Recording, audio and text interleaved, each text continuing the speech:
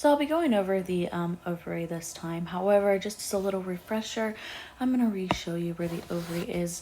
So the ovary sits here at the bottom of the oviduct that connects to the uterine horns. All right. And the primary purposes of the ovary are to produce female sex hormones and to produce eggs.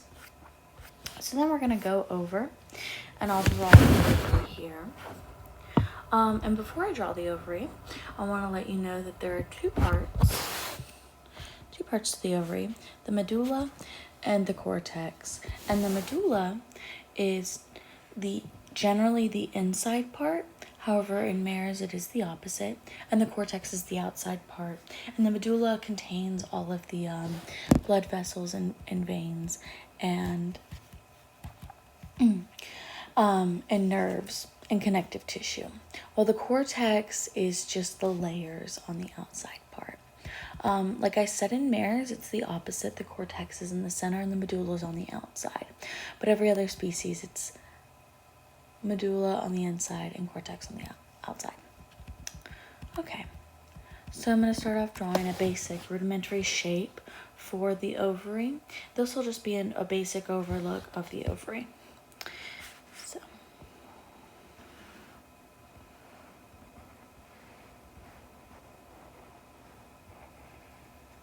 it's going to look a little odd at first, but as I go through it and go through the parts, it'll kind of come together a little bit. So what we're first going to do here is I'm actually going to skip to right here, and I'm going to draw the primordial follicles, which you can see right here. And each of these will have an oocyte in the center. So we'll just sort of draw it like that for now. Just, like I said, a rudimentary drawing of what it looks like.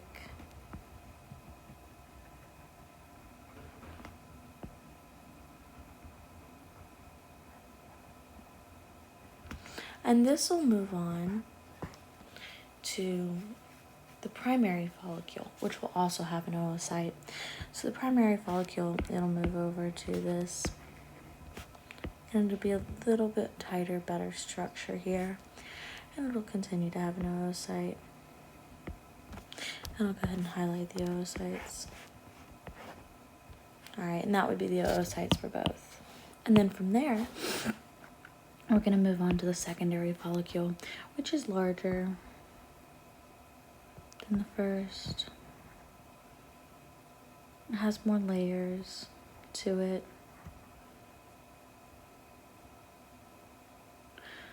And it'll look something like that. And then we'll have the developing antral follicle, which is tertiary. And I'm going to go ahead and draw that here. And it's much larger. And then it's going to have something like this in the center.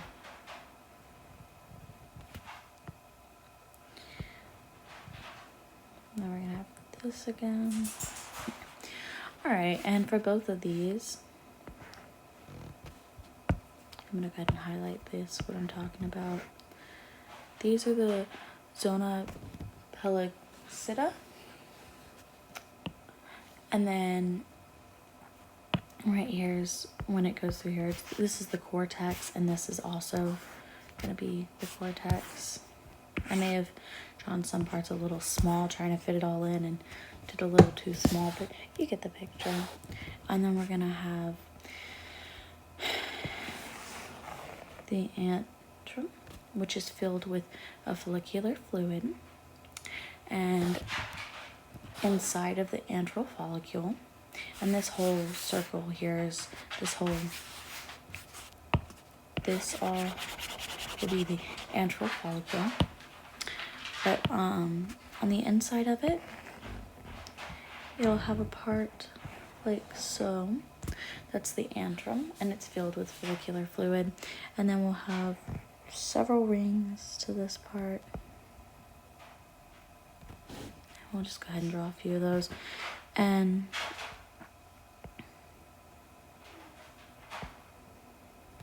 something like that. Sorry about my dog. She's restless. Okay.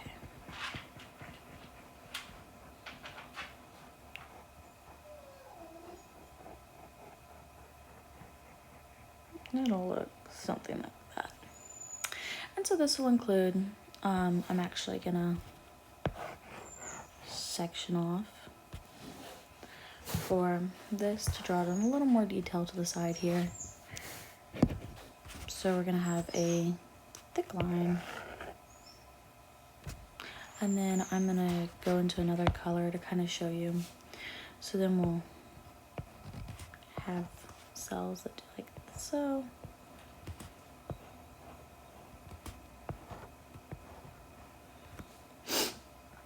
And then we'll have cells that do like so.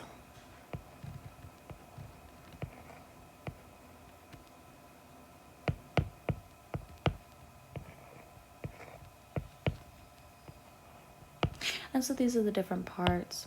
This is the, I'll go ahead and highlight to show you, basement layer, or basement membrane, this dark black space there. And then you'll have the theca interna and theca externa. So this is the theca externa, it's on the outside. And the theca interna, which is here, it's on the inside. And then between the theca interna, or sorry, I meant this is the theca externa and this is the theca interna. So theca externa, theca interna, and then this is the granulose cells.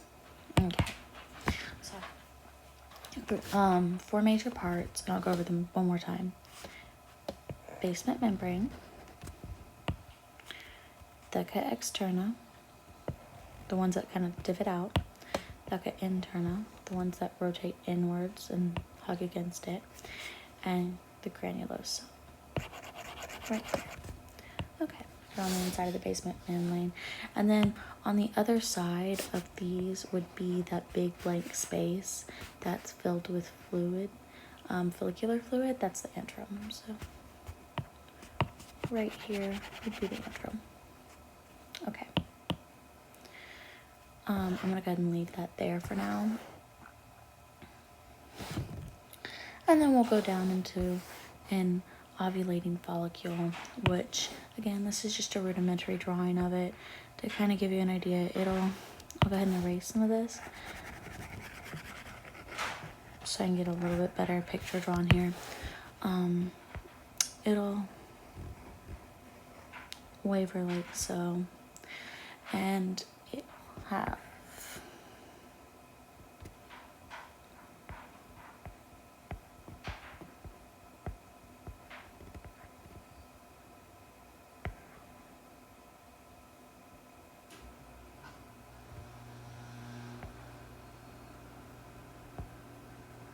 and that's kind of what it'll look like.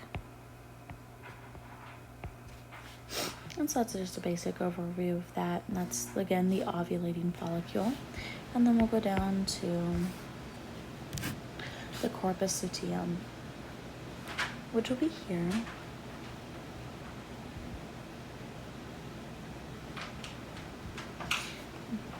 It'll be like so.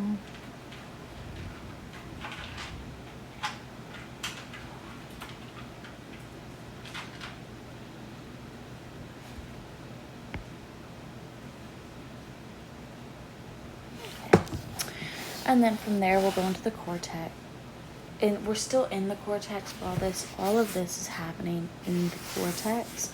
From here, let me go and highlight that to show you. All of this that's occurring is in the cortex. This is the outer layer part that I talked about earlier that mares, it's the opposite.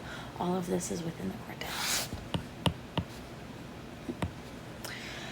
All right, then we're gonna go into the corpus albicans, which I'm gonna draw in blue to kind of show that it's lighter.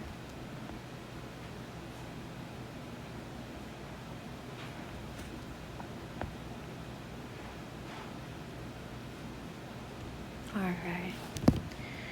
And then from there, I'm gonna show that the medulla is actually gonna be in the center here. I'll go ahead and do that in blue as well, so that way you can kind of see the difference. So the medulla goes like so within the ovary, and within that there are blood vessels, and there are nerves, and there's lymphatic vessels, things like that.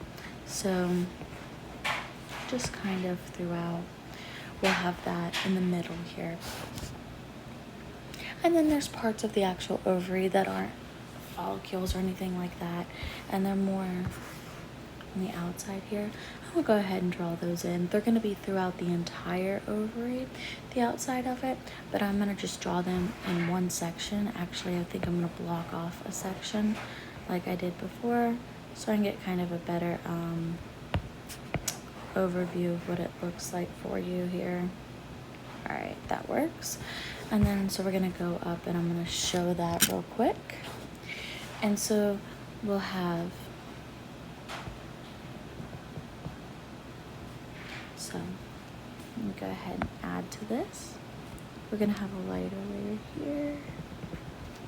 Let me just draw this out real quick, and then I'll go over all of it. Make it a little bit easier. Okay. All right, so here we'll have the surface epithelium, and then we'll have the tunica albugina right here, and those will be on the outside of the ovary all throughout. Okay, and that's just kind of, that goes there. And then another one I'd like to show you is down here is gonna be the hilus, and I'll go ahead and redraw so that way you understand this still contains those two parts. I'll go ahead and redraw it and give you a thin line here.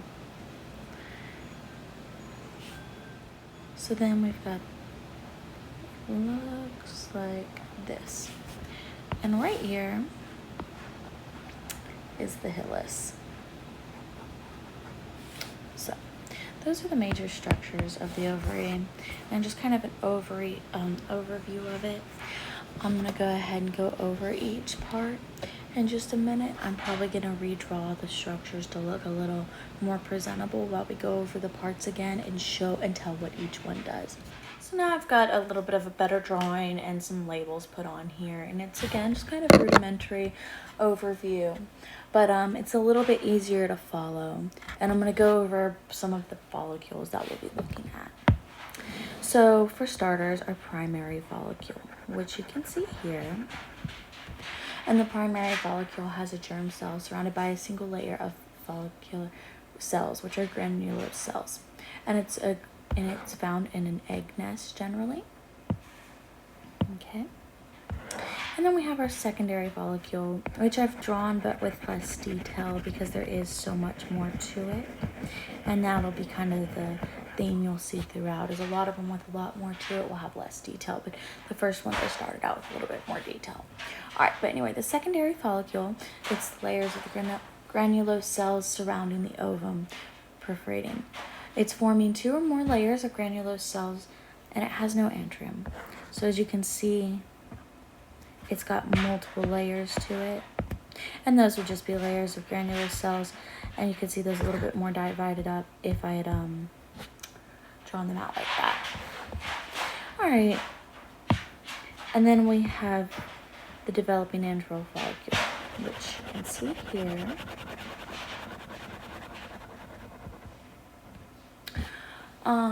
It's when the fluid begins to form between granulose cells, thus separating them. The antrum is begin to be formed, and it's the fluid-filled cavity that we can see. And this is just the tertiary follicle is what happens when this starts to develop. Is what's formed. Okay. And then the antral follicle. See, most follicles become arteric. But then we have the antral follicle. And the antral of the graphene follicle is filled with a fluid or liquid. It's a liquor folliculi, and it's rich in steroid hormones and other factors.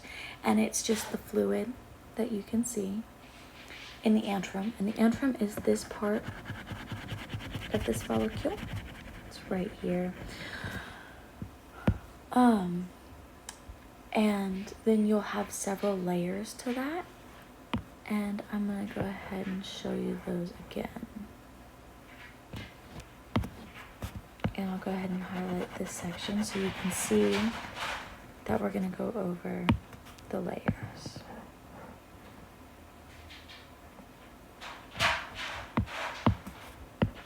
Okay. And I'll probably just redraw this whole structure to give you a little bit better view. So I've drawn it out a little more detailed here. This is a tertiary follicle, also known as a graphene follicle. And it's got several parts to it, which we went over earlier, but I wanted you to be able to see them again. So first I'm going to start. We've got the theca externa and the theca interna. You can see them here. And then we've got the granulose cells here. And we've got the basement membrane, which is here. Which I'll actually color that with a pen so that way you can see it against the black. It's here. I'm going to get rid of that. And then you've got the antrum, which is the fluid-filled part here. And then we go into the cornea radium here. The potential ovum. Potential ovum here, and the cumulus ovrus here. Alrighty, and so we've got these basic parts that form it, and each part has its own what it is. So the theca externa, again here, is the outer fibrous layer. Then the theca interna is the inner layer right up against that. And then we have the basement membrane, which it separates the layers, which and it's a non-cellular filament. Then we have the corpus orphus, which we talked about being. Then we have the corpus orphus, which surrounds the antrum and creates a mound around the ovum. So as you can see, that's a mound. And then a cornea radium, which is surrounding in immediate contact with the ovum. Alright, and then through all this, you have the growth and maturation of ovulation of the graphene follicle, which it comes after the formation of a corpus luteum. So first you'll have your medial follicle, which will go into your primary follicle and your secondary follicle. The secondary follicle will form an antrum. And then from there, after the antrum is filled, you'll have your graphene follicle be created. And this that I showed here, this part down here, is these two highlighted parts. It just kind of shows them a little bit better. I didn't want to detail the entire thing, so I just detailed the side and that part. Alright. And then so all this will form your graphene follicle. And then from there, ovulation will occur. And then it'll have the formation of a corpus luteum.